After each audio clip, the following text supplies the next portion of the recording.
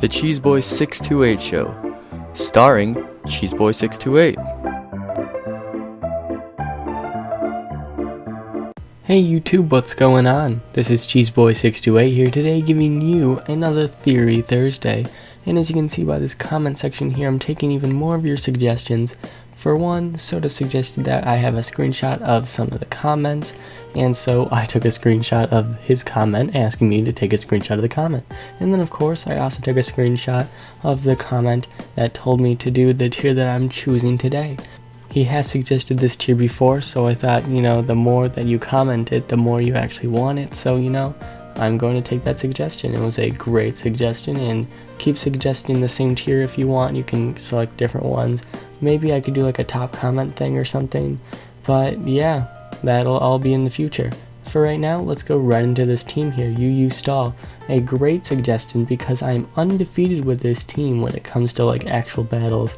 I was hacked out by my buddy Bifey, but nonetheless, I am 10-0 or something, 11-0 in like UU suspect test with this from when I'm uploading this.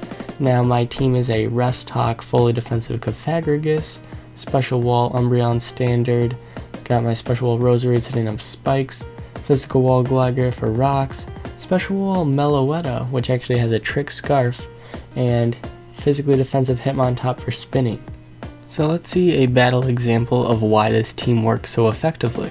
So the 3 points I want to talk about with this battle are bulky, residual damage, and counters. You could argue that every Pokemon on my team is bulky, as it can't be O-code by just about anything.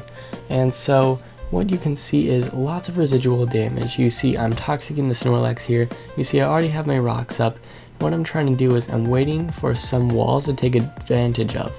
So like the Snorlax here is sleeping, and now there's no way Blastoise wants to stay on my Roserade, so I'm thinking it's a chance to maybe go for the Giga Drain or go for Spikes.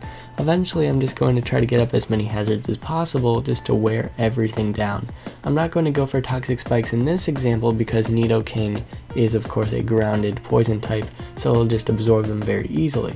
But my goal is to get as many hazards as possible. But first I'm going to go into my Hitmontop to get the Intimidate and then try to abuse that with Roserade.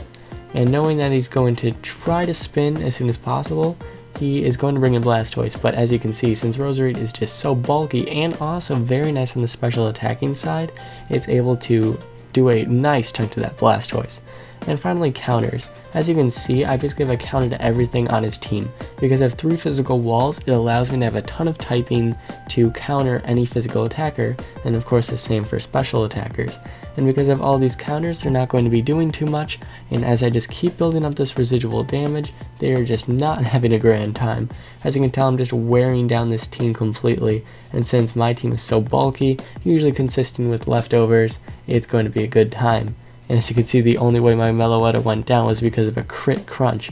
So I could have potentially had a full-on body bag, and so that's not to make fun of the opponent's team, because it is fairly nicely balanced. But the thing is, Stall is actually pretty well used in UU, and you may think, oh, there's so many threats in it, Darmanitan, Chandelure, ridiculous attack and special attack stats. But the thing is, usually you're not going to see too many of those huge threats in a tier because of the fact that you need some balance, and rocks are certainly imminent when it comes to UU. So as you can see, Umbreon is just able to wall the rest of the guys besides Machamp really. Like Crobat, even banded, Umbreon could probably stall out. But yeah, I learned that Umbreon is a great Nidoking and Nidoqueen counter. Able to wall this thing for days and just wish pass and get to full health actually by the time this Machamp comes in. Now being burned, I can just protect Stall, I can go into Cofagrigus because like I said, counters. And all this residual damage from the hazards, the burn, everything is just able to wear them down, and since I'm bulky, I'm able to take hits. And that's why this team's so effective. But it does have some weaknesses, and let's see how. So like I said, I didn't lose at all when trying to ladder with this team a bit, but there are certainly counters on the team I'm facing here that could have potentially ruined my team. And as you can see in the bottom 3 points here, that is exactly what I'm talking about. For one, Magic Bounce. Xatu could potentially ruin this team if it has the correct sets and it makes the right predictions, because I live on trying to get those hazards off, trying to get some residual damage, and etc. Now, if there's a defensive team like mine, I'm going to have some trouble as well because they're able to set up some hazards, and although my pokes are alright with taking hazards, it's not going to be very fun. And finally, OP banded Pokemon in Specs.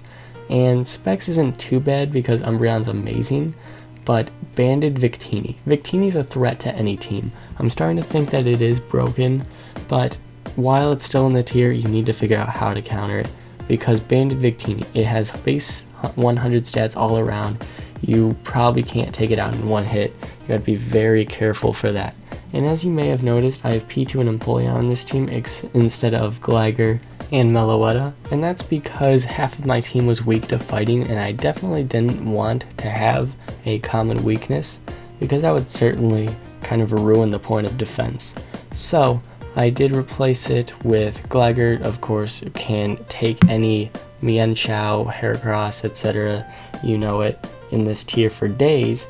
And then I have Meloetta because not only does it have some nice special defense and special attack and base 100 HP, it also has that nice base 90 speed where it's able to trick a Scarf onto a pretty bulky wall that may be trying to set up on you or anything of the sort, and then you can just cripple that for the rest of the game.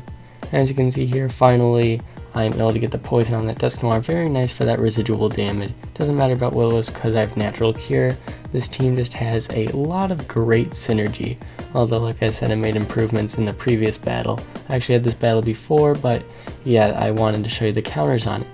So I do hope you all enjoyed this Theory Thursday. Please suggest more tiers, and I do appreciate when you ask me for permission to use these teams, as I will probably say yes unless I'm like really in love with this team, but the sets are right there, and you know what, I'm usually feeling pretty generous. I don't want to be that guy that's like, oh, I created this set and you better tell everyone that I made it and all that. I just really appreciate if you ask me for it first. So thank you for that. Thank you all for watching. Like, comment, sub, and until later, peace.